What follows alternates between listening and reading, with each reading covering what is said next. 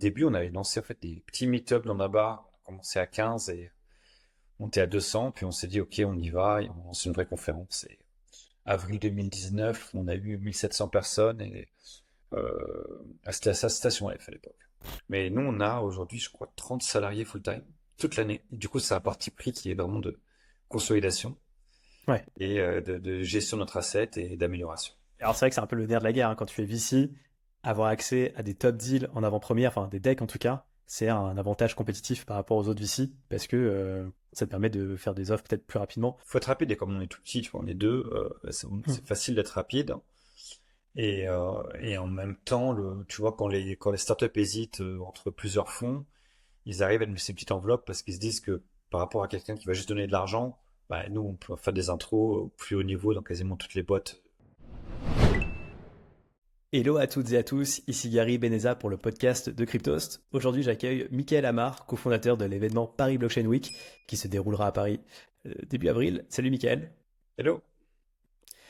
Alors Michael, aujourd'hui on va revenir sur ton parcours d'entrepreneur et surtout sur la Paris Blockchain Week, hein, qui est devenu un événement incontournable dans l'écosystème blockchain. Et on reviendra aussi sur ton fonds Ventures et ton rôle d'investisseur dans certains projets français. Déjà pour commencer, est-ce que tu peux te présenter? Ouais, bah, Michael Lamar, je suis entrepreneur et investisseur. J'ai commencé assez jeune, 21 ans, dans le web. J'ai un peu suivi tous les cycles et aujourd'hui je partage mon temps entre lancer des nouveaux projets from scratch et accompagner de jeunes entrepreneurs. Alors est-ce que tu peux revenir un peu sur ton parcours, comment tu as débuté ta carrière professionnelle? Je crois qu'il y avait aussi une carrière outre-Atlantique. Ouais, bah, very long story short, j'ai drop out school, 21 ans, j'ai commencé à découvrir le web et je me suis dit que j'ai tout compris au bout de 3 mois, comme on pense à cet âge-là souvent, et donc j'ai monté une agence web. En 94, c'était un peu tôt, comme tu peux imaginer, donc on a pas mal ramé sur du sable, ça a commencé à bien décoller début 2000. Dans la foulée, j'ai créé un ad network et une agence média. J'ai fusionné les trois et je les ai vendus à une société qui se cotait en France et qui avait un bureau de R&D à Palo Alto en Californie. Et donc j'ai fait l'accompagnement là-bas quelques mois et j'ai relancé un an après une société là-bas en Silicon Valley en partenariat avec Facebook qui avait déjà lancé un token. Peut-être trop jeune pour t'en rappeler, mais il y avait un grand-père de Libra qui s'appelait les Facebook Credits Ok. et qui te permettait en fait de pouvoir jouer aux différents jeux de Zynga, Farmville, etc. avec la currency et le token de Facebook. En fait, et j'avais réussi à négocier une exclusivité. J'étais la seule société au monde, enfin, on était la seule société au monde qui pouvait offrir des Facebook Credits à part Facebook. Donc voilà, on a touché en 2009 la blockchain et les tokens avant la blockchain et les tokens. C'était une expérience assez sympathique de faire une plateforme d'initiativisation sur du digital goods, digital rewards en fait. Donc j'ai découvert que quand tu donnais à quelqu'un un cadeau instantané, il y avait la valeur perçue aussi qui était très forte parce que c'était le gaming, c'est souvent love to play, head to pay. Et donc si tu utilises ça comme un gimmick marketing, en fait, tu arrives à attirer les joueurs et à consommer ou à faire d'autres actions marketing. Donc je reviens en France après 10 ans quasiment. Et là, je me mets full crypto. J'ai lancé le premier accélérateur en Europe sur la blockchain. On a aidé à peu près 60-70 startups à éclore. À Station F, on avait pris un espace assez sympathique là-bas où on a vraiment tout fait, que ce soit du go-to-market, aider à lever, aider à retravailler les white papers, c'était plein de époque des ICO. Société qu'on a vendue au bout de 2 ans à une boîte de conseil et en parallèle, en confrontant au marché international, j'essayais aussi de draguer les grandes entreprises blockchain Asie aux US. Et là, on s'est rendu compte que, en fait, la France et l'Europe même n'étaient pas dans leur radar. On parle de 2018. Et c'était très difficile de leur faire croire qu'il y avait un écosystème sur place. En fait, de leur faire comprendre. Et du coup, d'où est venue l'idée de la Paris Blockchain Week. Alors pour revenir d'ailleurs sur ton expérience avec l'accélérateur blockchain, c'est qu'on était à quelle époque? À peu près 2018. Tu l'as 2018. revendu, ouais, Ouais. tu l'as revendu plusieurs millions. Est-ce que tu peux divulguer un ordre d'idée? Ah, je ne figurerai pas, mais pour une boîte qu'on a revendu en 2 ans, c'était un bel exit. Et je pense que c'était le premier exit français dans le domaine de la blockchain. Il existe toujours d'ailleurs cet accélérateur. Ça a été fusionné et absorbé par la boîte de conseil qui l'a racheté, qui s'appelle Onyx. Ok. Alors passons du coup à la Paris Blockchain Week. Est-ce que tu peux un peu expliquer le contexte? Ouais. Ben, le contexte, c'est ça, hein. On voulait faire venir vraiment les plus gros acteurs à Paris. On leur disait, bon, on a un bel espace, on a un incubateur, on a besoin de faire des partenariats avec les grosses sociétés existantes, on a besoin que nos startups puissent collaborer avec vous. Donc venez mettre votre headquarter européen, en gros, chez nous, à Station F. Et là, tout le monde se moquait un peu de nous en disant, ouais, la France c'est sympa pour les vacances, mais pas pour la crypto. Donc faut se remettre dans le mindset de 2018 où il n'y avait pas encore grand-chose malheureusement en France. Il y avait, on avait déjà quelques beaux acteurs, mais on n'était pas encore reconnu en fait comme place ou écosystème local. Donc c'était un peu énervant parce qu'on a beaucoup de gens qui nous ont fait la même remarque. On s'est dit avec mes associés qui avaient créé la boîte Wharton, le market maker Wharton au même moment, qu'il fallait faire quelque chose pour montrer, pas pour expliquer à Madame Paul à quoi sert Bitcoin, mais Et puis tu vraiment vois, faire Monsieur Le avancer, Maire. ouais, d'être vraiment B2B, quoi. Essayer de Ouais. faire avancer le marché, que ce soit sur les points de régulation, que ce soit sur les points tech, ou de go-to-market et d'adoption. Et c'était vraiment notre vision, et ça a débouché. Au début, on avait lancé en fait des petits meet-ups dans la barre, on a commencé à 15 et on était à 200, puis on s'est dit, ok, on y va, et on lance une vraie conférence. Et avril 2019, on a eu 1700 personnes, et c'était à sa station F à l'époque. Alors pour redonner le contexte, à ce moment-là, dans plein bear market, c'est pas le bear market qu'on a connu lors du dernier bear market là, qui s'est terminé, mais on était sur quelque chose de beaucoup plus désertique. Comment ça a été pour organiser ce premier événement, pour attirer des premiers sponsors? Ouais, ça c'est difficile. Les secret sauce, c'est un peu difficile, mais je pense que ce qui nous a aidé, c'est qu'on a eu un positionnement à la fois d'être agnostique, et je pense qu'il n'y avait jamais eu une conférence agnostique en France, et même pas vraiment beaucoup en Europe. C'était souvent une techno qui prenait la main, et tout tournait autour de la techno. Et notre positionnement d'être la place où toutes les technos viennent se présenter sur leurs plus beaux atours, ça a été, je pense, fort. Et deuxièmement, là, c'est le réseau de la Silicon Valley qui a pas mal aidé d'avoir les speakers internationaux dès le début, qui étaient curieux en fait, qui nous disaient, mais vraiment, il y a quelque chose à faire. Et ben viens montrer, et on t'organise des rendez-vous pendant que tu es là. Il y a le gouvernement qui a joué le jeu, donc on avait ouvert la Paris Blockchain Week à l'époque, la veille, avec Bercy. Bruno Le Maire avait fait un discours, il avait reçu quelques centaines de personnes, on avait apporté nos speakers, et donc on était une place welcoming à ce moment-là, donc ça a intrigué pas mal. Les gros acteurs qui ont eu confiance, qui se sont dit ça se tente. De tenter une conf internationale en Europe, on va venir, on va voir. Donc on a eu le troisième point un peu de secret sauce, c'est que il fallait qu'on s'assure que dès la première édition, nos speakers soient contents et nos sponsors soient contents. Sinon, c'est pas viable. Et pour ça, en fait, comme il y a beaucoup de il y a beaucoup de curieux, il y a beaucoup de B2C aussi dans la crypto à ce moment-là, il faut s'assurer que les B2B soient présents. Donc, on a un positionnement très premium dans notre approche, que ce soit sur l'offre, des petits détails, hein, mais sur toute l'expérience, que ce soit de la nourriture à l'accueil, euh, et donc d'être vraiment dans du premium dans notre approche. Et je pense que c'est les trois, agnostique, international, premium, qui nous ont donné l'élan et la réussite. Et dès le premier, enfin, en tout cas pour cette première édition, est-ce que vous avez été dans les frais? Vous avez gagné de l'argent? Bon, Vous étiez à perte? on a dû gagner peut-être un tout petit peu d'argent. Sans Ok, compter, on ne prenait pas de salaire ni quoi que ce soit, donc on était flat. ok. Et c'est quoi d'ailleurs à ce moment-là le contexte des événements dans l'écosystème blockchain? C'était quoi les autres événements un peu phares qui existaient déjà, que ce soit en France ou en Europe ou dans le monde? Non, il y avait que THCC, je crois que ça s'appelait pas comme ça à l'époque, je ne me rappelle plus, qui était présent, et même en Europe, j'ai du mal à me rappeler. Il y avait beaucoup de petits events. Ouais. Ouais, il Je n'y me avait pas rappelle trop en d'événements. 2019 comme ça. Il y en a qui ont disparu depuis. Je suis pas sûr en fait. Parce que là, en 2024, en tout cas, il y a plein d'événements qui existent, bon, soit avec, effectivement, comme vous, avec un positionnement assez agnostique, soit sur un positionnement très spécifique. Comment d'ailleurs vous avez réussi ensuite à grossir? Ça a été quoi, par exemple, le tournoi avec la deuxième, troisième édition? À quel point vous avez grossi entre les Ouais. différentes éditions? La deuxième édition, c'était un mois avant le lockdown Covid. Ah, bah Donc, ouais, c'est vrai. donc à même pas, je crois que 3 semaines près, on change, on doit le faire en catastrophe en ligne. Et en fait, on s'est pas mal débrouillé. Alors, ça nous a demandé plus de ressources la version physique, ce qui est assez incroyable. On avait plus de staff. Mais on s'est bien débrouillé. On était les premiers en France, voire en Europe, à utiliser Hopin, qui était une bonne solution pour les conférences virtuelles. Et on a des gens qui sont restés connectés 8 heures en moyenne sur 2 jours. Et ça, c'est vraiment pas mal comme stat. Et on a eu des super bons speakers, même sur l'édition en ligne. Et on avait un outil de speed dating qui a bien marché. Et du coup, on a limité la casse. Et on a un peu renforcé notre image de marque assez premium grâce à cet événement quand même en ligne. Les chiffres, je les ai plus en tête, mais je crois que c'est 3 000 à 4 000 personnes. Ok. Ensuite, 2021, bah, pour être honnête, on a failli fermer la boîte parce qu'on ne voyait pas la fin du Covid, on ne savait pas quand est-ce qu'on pourrait sortir.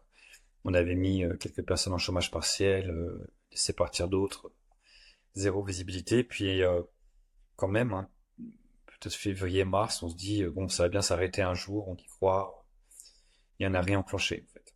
Et là, on a scalé, donc il y a un CEO qui s'appelle Emmanuel Fenet qui nous a rejoint à temps plein et qui a commencé à construire une équipe.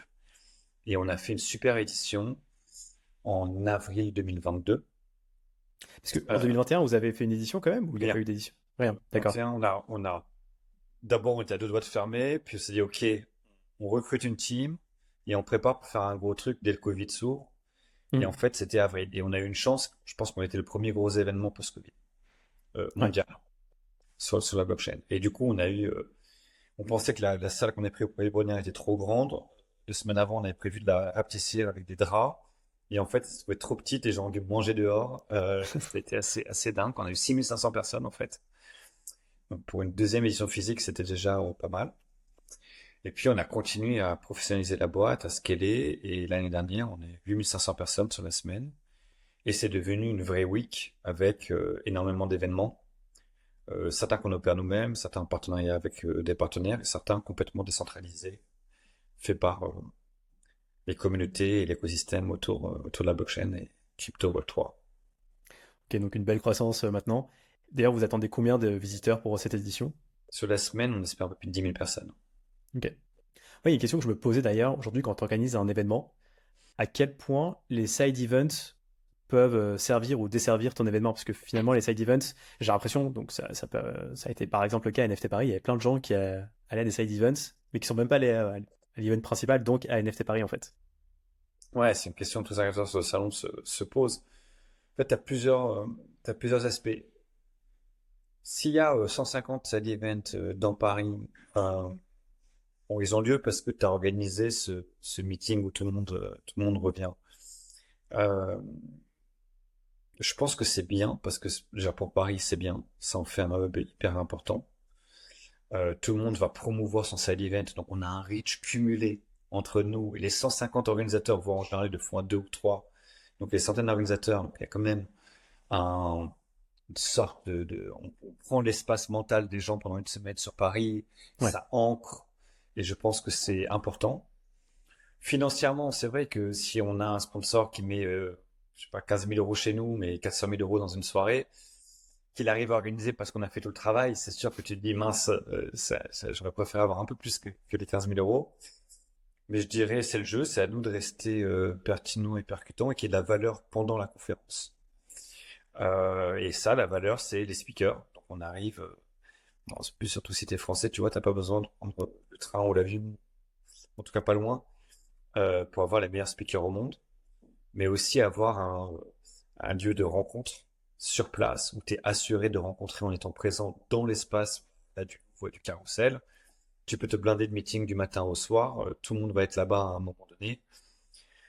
Donc il faut qu'on arrive à garder cette concentration par les opportunités de networking qu'on donne, notamment l'outil qu'on fournit, les intros qu'on peut faire, le fait que l'espace d'exposition soit très riche, je sais pas, plusieurs centaines de stands.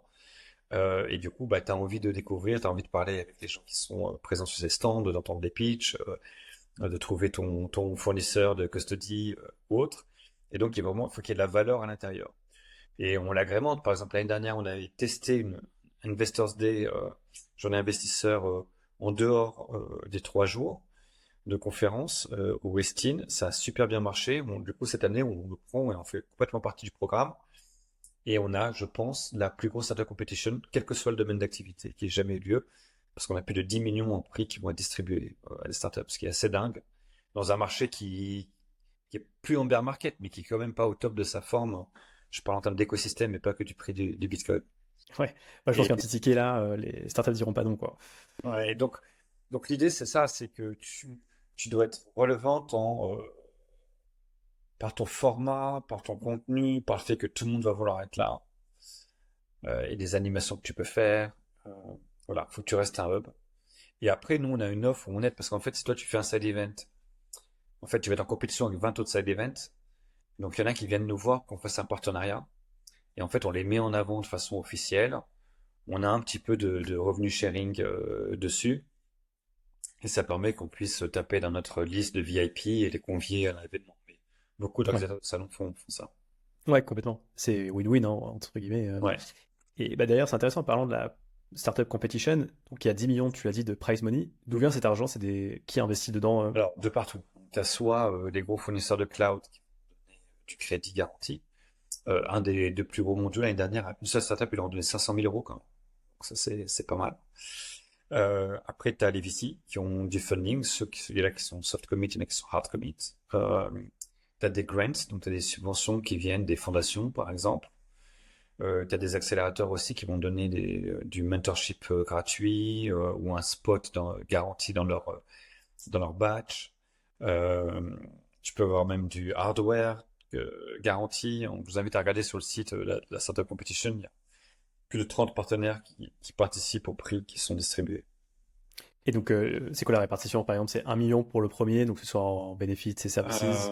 Non, alors là, c'est plus le sponsor partenaire qui, dans un pool des 100 vainqueurs, en fait, on a, je sais pas, après 800 plus d'applicants. Il y a une présélection sur 100. Et dans le top 100, je crois, je suis désolé, hein, je gère pas cette partie opérationnelle, mais là, les sponsors peuvent dire à qui ils veulent attribuer les gains. Ok. Et bien sûr, le top 10, il y a un top 10 qui va être sectionné, qui viendra pitcher le jour J. Donc le 11 avril, aura la plus grosse partie des lots. Comment tu positionnes, toi, aujourd'hui, la Paris Blockchain Week par rapport aux autres événements? Moi, l'image que j'en ai, c'est que c'est un des plus gros événements blockchain au monde. Est-ce que c'est le cas? Ouais, J'imagine que c'est comme ça que tu ouais, positionnes. on est trois, en fait, à avoir le marché, qui sont tokens, plus sur l'Asie, même si là, ils ouvrent Dubaï. Donc Token 2049 et Consensus, qui est aux US, mais qui va bouger au Canada l'année prochaine. Et nous pour l'Europe. Euh, donc on est, voilà, les trois, notre différence, je dirais. Ouais, token, ils sont plus tokens, c'est asiatique, c'est plus crypto. Euh, je pense que Consensus, c'est le média le plus établi, comme ils appartiennent à CoinDesk. C'est très drivé par le content. Il y a tous les gros acteurs qui sont présents également. Je pense que notre différence, on nous a copié, mais cette partie startup, je pense qu'on a le plus beau programme. Et aussi, on a plus de corpos. En fait, ouais, notre vision et ma vision perso de nos investissements, c'est que c'est super, mais ça fait quoi? Ça fait 7 ans que je suis dans le domaine, et en fait, je trouve que ça reste encore assez incestueux. C'est-à-dire que jusqu'à présent, quand tu vas dans un conf crypto, tu vois que les gens de la crypto. Quand tu vas dans un conf finance, tu vois que les gens de la finance, même si y a un topic crypto ou une demi-journée crypto, tu n'auras pas les crypto guys qui vont venir. Et je pense que pour être à l'adoption, pour atteindre le mass market adoption, il faut qu'on s'ouvre, il faut qu'on onboard les corporates, les entreprises, le B2B2C, les marques, etc. Et donc nous, on fait un bout de gros efforts pour un peu réconcilier, avoir la finance traditionnelle. On a les JP Morgan et les Goldman Sachs, Morgan Stanley qui viennent. Et on a aussi les Chanel ou Mercedes qui sont là et les grandes entreprises industrielles également. Donc en fait, on est peut-être ceux qui essaient de rapprocher plus le Web 2, les marques, le Web 3, enfin avec le Web 3 et la finance traditionnelle également. Voilà, Il y a ça combien de, différencie. combien de pardon, ça marche. Combien de sponsors participent à l'événement? Je sais pas, je fais exact, entre 150 et 200 sponsors. Ok. Et alors, c'est un énorme événement à organiser. Je me demandais, c'est intéressant d'aller dans les coulisses de l'organisation. C'est quoi un peu les grands départements, entre guillemets, comment vous y prenez? Je crois que j'avais vu passer l'information que, par exemple, un événement comme NFT Paris déléguait, on va dire, la partie opérationnelle slash organisation de l'événement à une agence. Je crois que c'était Unexpected, l'agence. Est-ce que vous aussi, c'est le même modèle, j'imagine? Bah non, pas du tout. Nous, on a pris un Non. parti pris différent. En fait, pour organiser un événement de notre taille et très B2B, où tu as quand même des exigences qui sont hyper importantes de la part des Mhm. sponsors sur la couleur du tapis, jusqu'à l'éclairage du stand, etc. En fait, il faut 9 mois pour faire Hmm. un événement de cette taille. Après, si tu bosses avec des free sur 9 mois, en fait, tu sais jamais s'ils sont dispo au moment où tu les veux. C'est-à-dire que quand t'as une super team, euh, même si pendant 2, 3 mois ils respirent un peu mieux, tu vois, ils n'ont pas besoin de bosser comme des dingues. Le fait de savoir que ils sont là, ils sont bons, ils tiennent le feu le jour J, je pense que c'est un atout incroyable. Alors oui, ça, tu optimises pas tes coûts, mais nous on a aujourd'hui, je crois, 30 salariés full-time toute l'année. Et du coup, c'est un parti pris qui est vraiment de consolidation Ouais. et de gestion de notre asset et d'amélioration. On a beaucoup scalé. Et, Première édition, on était 6 en part-time. On est passé à peut-être 4 full-time à la deuxième et la 30. ok. Ouais, Et effectivement. comment, tu m'as posé la question tout à l'heure de comment ça serait parti. En fait, tu as plusieurs teams. Donc, tu as, Ouais. bon, t'as un peu de management, mais tu as forcément une équipe contenu, à la fois sur nous produire du contenu, animer le contenu pour se voir de nos différents partenaires, et l'agenda, recrutement des speakers, agenda, organisation de l'agenda, qui parle de quoi, à quelle heure, à quel moment, quel modérateur, quel MC, etc. Donc, il y a tout ce travail-là. Tu as l'équipe marketing qui joue à la fois sur la marque, qui joue sur le ticketing, qui joue sur le SEO, donc 360 marketing, je veux dire. Tu as forcément l'équipe commerciale, donc pure sponsoring, mais aussi de vendre des tickets à des grands groupes qui vont prendre plus que 10 par exemple. Donc tu as pure sponsoring, on va dire package de ticketing, donc l'équipe sales. Tu as une équipe customer success qui est aussi très importante parce que faut s'assurer de delivery de A à Z. On a donc fonction finance, qui c'est que j'oublie? Marketing, sales, C'est de la partie. opération, tout ce qui est Laquelle? logistique, floor plan, Voilà.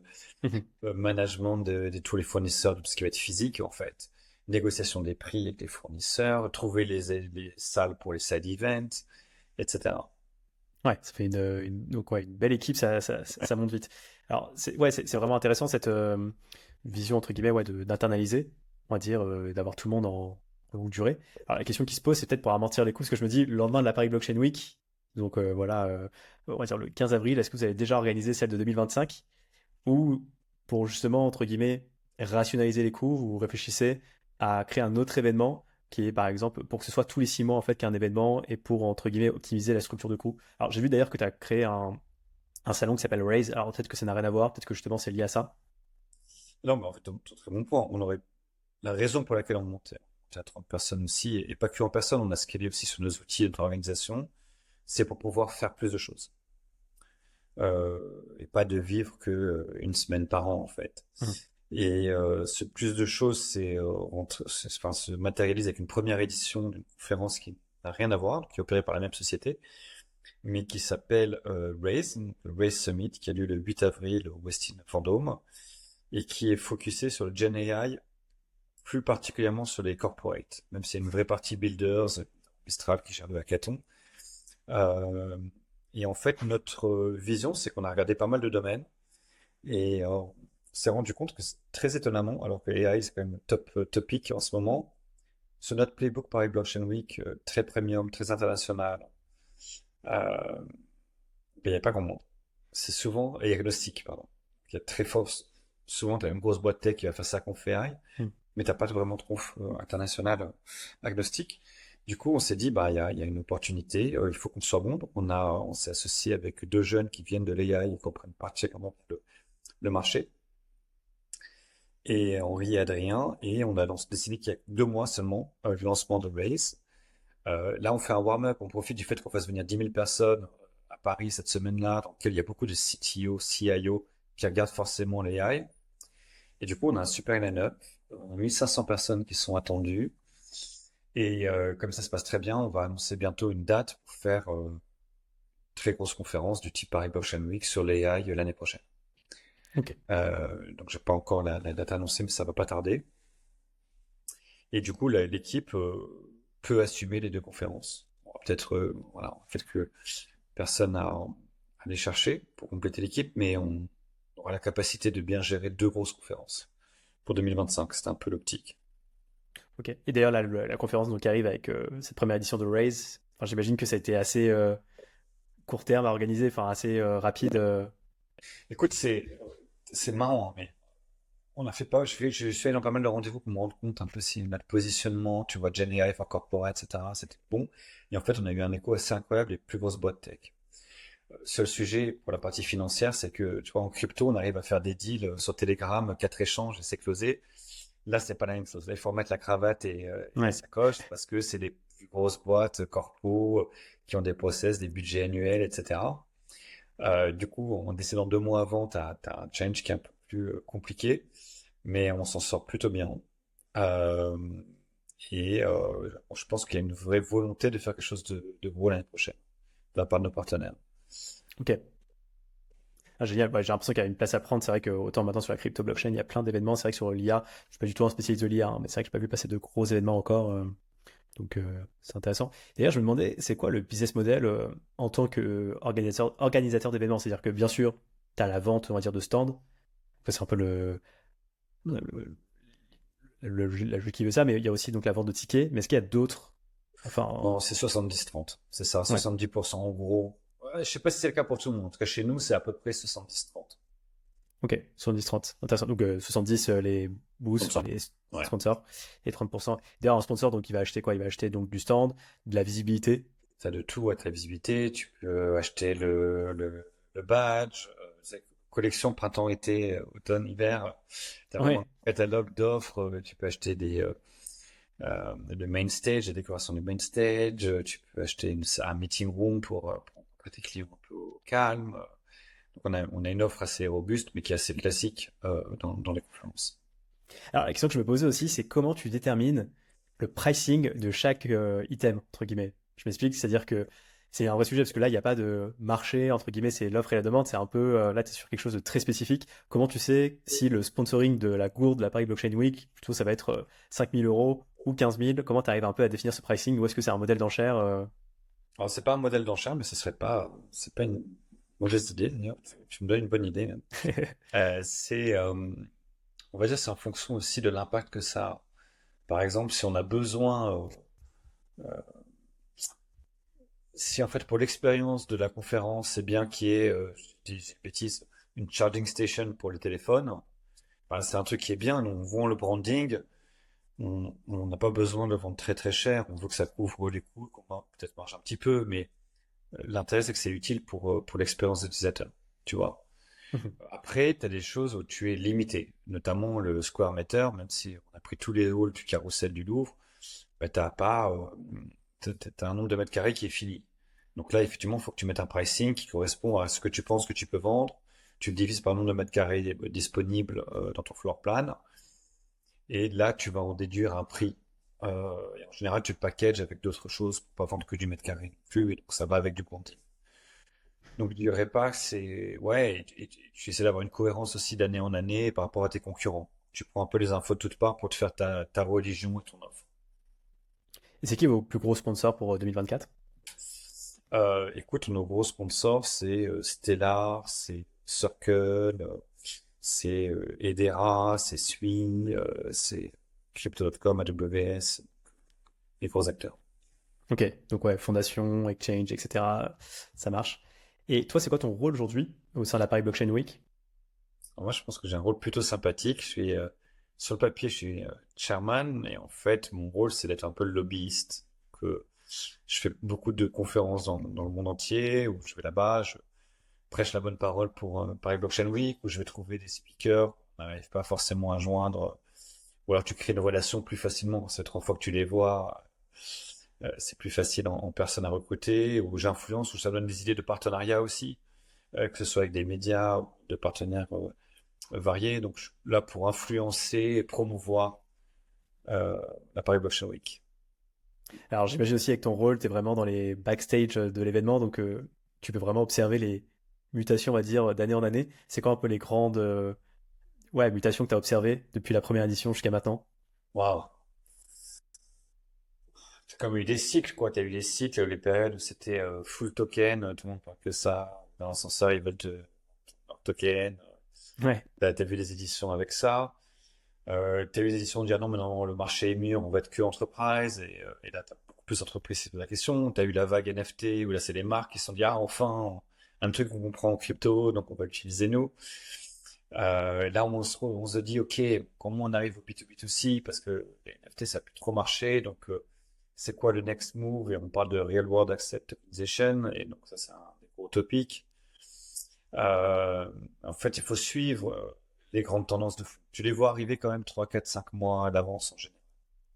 Puis si je Ok. devais en sortir une qu'on voit beaucoup, ne serait-ce que dans les startups qui appliquent, à part la partie pure infra et tech, je pense que c'est tout ce qui est tokenisation d'assets et un gros, gros sujet. D'ailleurs, en parlant de tokenisation d'assets, c'est vrai que moi, une question que je me posais, c'est que il y a de plus en plus d'événements blockchain dans le monde, et c'est vrai que j'ai l'impression, peut-être que je me trompe, qu'il n'y a pas d'événement dédié à la partie DeFi encore. Enfin, un gros événement. Non, mais peut-être que TH Denver, il doit avoir beaucoup de DeFi. Mhm. Euh, mais c'est effectivement que sur Ethereum. Non. Mais tu sais, si tu veux faire un gros événement, tu as quand même ta logique de coût. Même quand tu es hyper générique comme nous, tu dois quand même aller te battre pour chaque euro. Mhm. Et si tu réduis à un sous-secteur, tu fais un gros truc, 150 stands que sur la DeFi, je suis pas sûr que le marché soit bien pour ça. Donc sur une conférence à 1500-2000 personnes peut-être, au-dessus, je pense que c'est difficile aujourd'hui.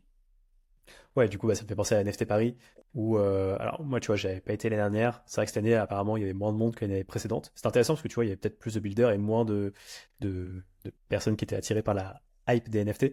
Effectivement, c'est peut-être que bah, l'événement a subi un peu, entre guillemets, le fait que ce positionnement un peu trop niche par Ouais. rapport à un événement plus généraliste.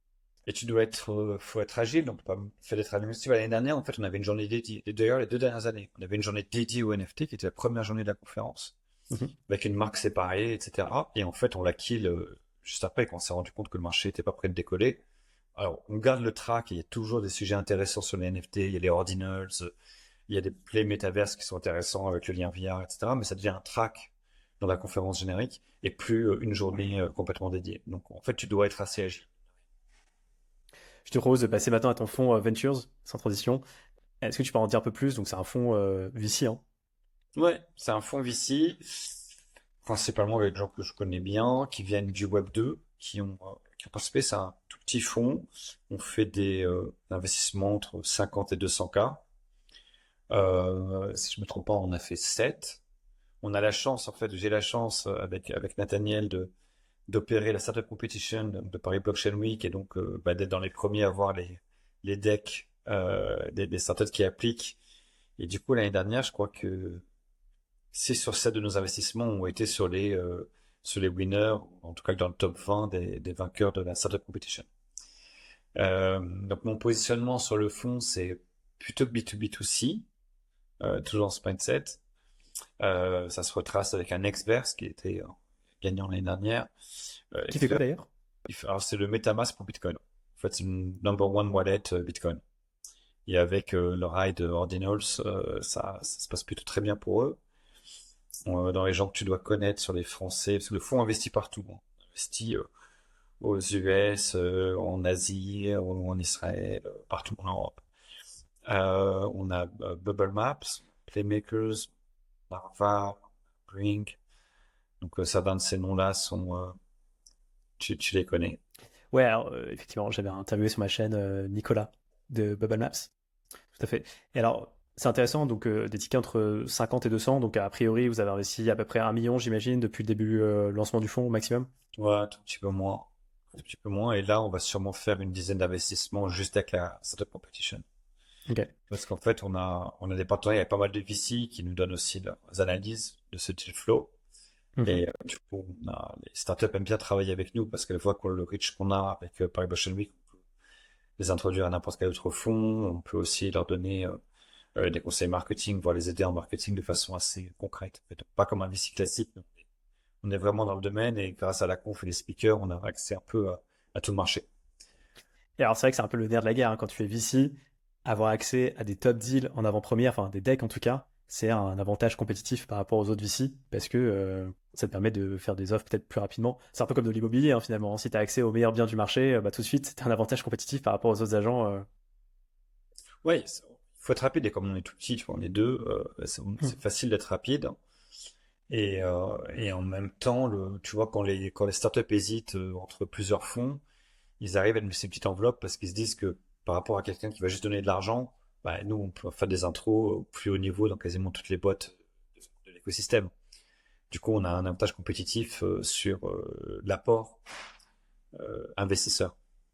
Et d'ailleurs, donc, vous, après, c'est donc, entre 50 et 200 000 euros, mais ouais, tu disais, il y a du conseil, c'est quoi? C'est de c'est la mise en relation, c'est également Non, du. on facture aucun conseil, hein. Ça, c'est Non, offert. pardon, pas facturé, mais je veux dire, ce que vous proposez en plus de l'argent, Ouais, gratuitement, c'est bien pour sûr. faire une intro. On va dire, bon, ouais, Hmm. toi,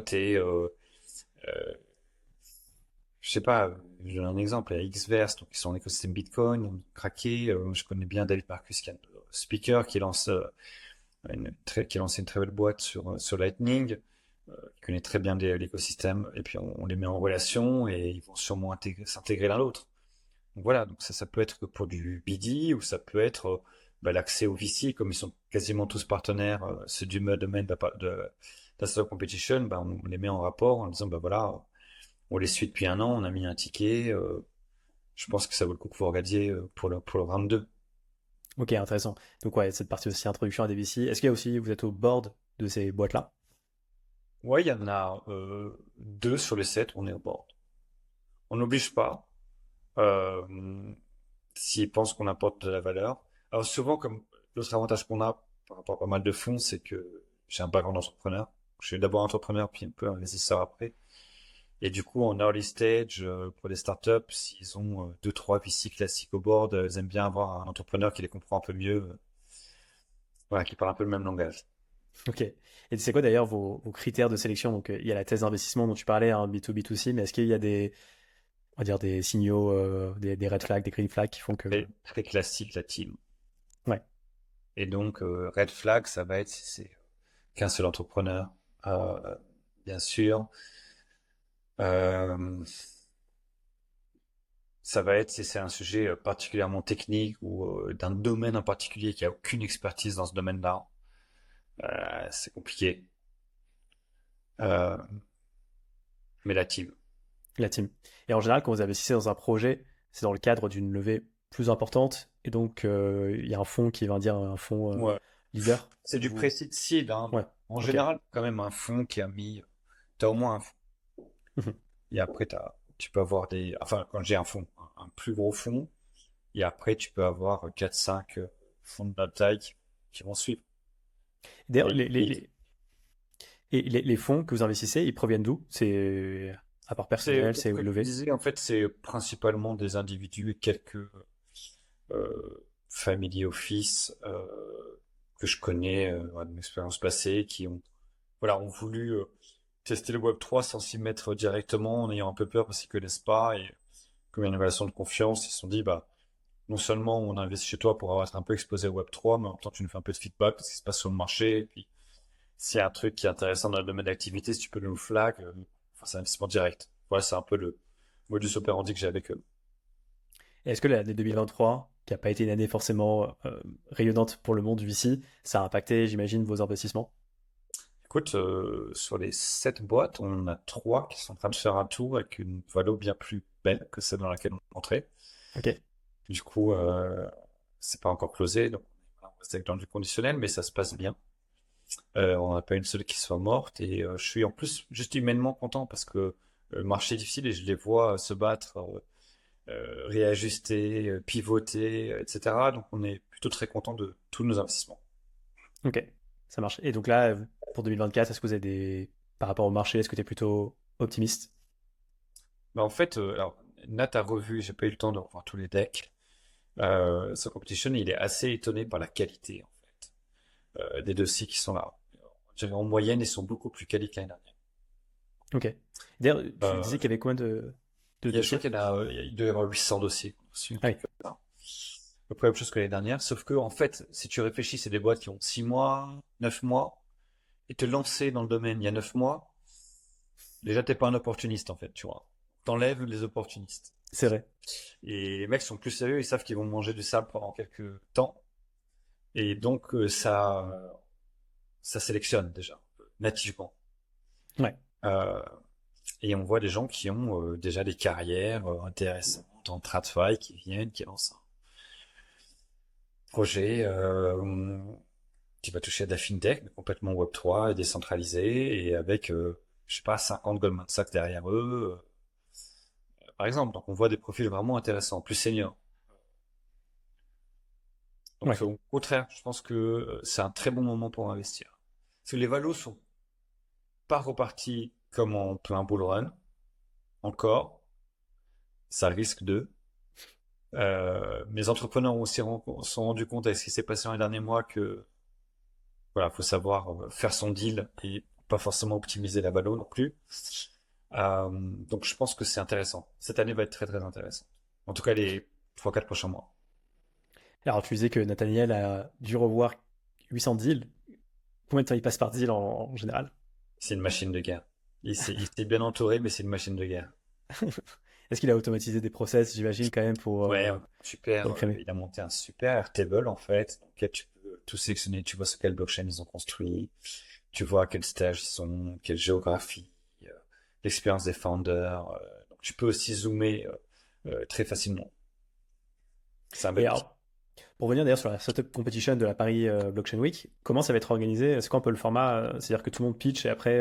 Alors, donc il y avait les 800 qu'on a annoncé, je crois, les top 100 hier, aujourd'hui. Je n'ai pas suivi, mais voilà, en tout cas c'est fini. Les 100 sont sélectionnés. Il y en a 10 qui doivent être sélectionnés d'ici, je pense, à la semaine prochaine. Et là, c'est les VC qui viennent à la conférence qui votent, qui vont voter pour passer de 100 à 10. Et les 10 viennent et pitchent en live lors de la conférence, le troisième jour, le 11 avril. Derrière, il y a en même temps de très beaux panels VC avec les plus beaux VC du marché qui seront là. Et on a le big happening pour les vainqueurs avec Tim Draper qui remet le prix on stage, le main stage, le 11. Ok, ouais, donc vous avez fait les choses en grand. Ouais. Top. Bah, Michael, merci beaucoup. Est-ce que tu veux ajouter un dernier mot, une dernière. Ouais, hein, c'est un peu la partie carte blanche. Non, bon, on espère tous vous voir et la semaine du 8 avril. Bah, moi, je serai là. Yes. Merci beaucoup, Michael. Je te Merci. remercie.